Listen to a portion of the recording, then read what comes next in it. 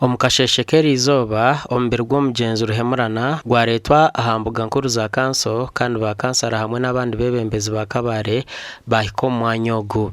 Speaker w'ishengero rya Kabare Deogratius Byamukama yayoreka bimwe aha bikuru ebi barikwijuka aha mugenzi ruhemurana.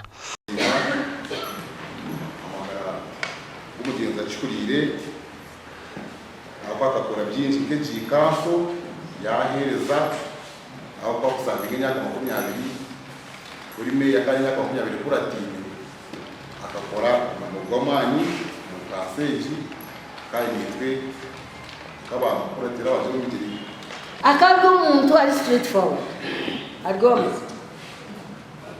ndenda kumusima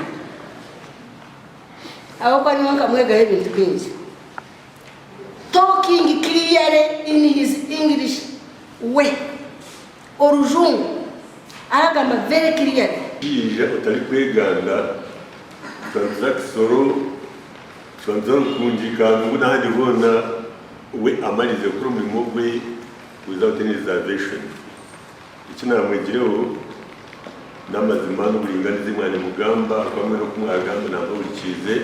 Meya w'ururembo rwa Kabare owagiro mbigere byo mugenzi ruhemurana Sentaro Byamugisha yasingize imirimo eyo mugenzi asigire yakorera ntunguka ya Kabare. Achievement essentially our mentor for those who wish to associate with him in that capacity.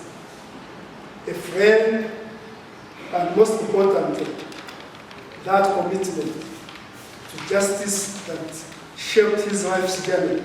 Omwishengero wa Kabare Municipality Dr. Nicholas Kamara yasima omusinge ogwo mugenzi asigiro mu magaraje.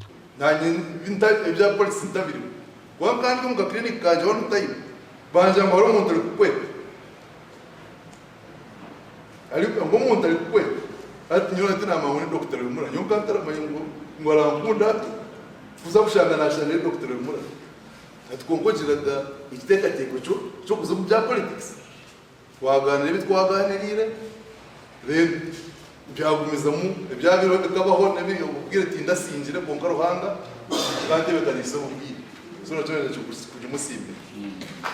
Omugenzi ruhemurana nazi kwizoba rya Nyencyakare omumakaje omurukashumurizo Kitanga Kashambya omurrukiga district gashakwa Job Namanya Apuli.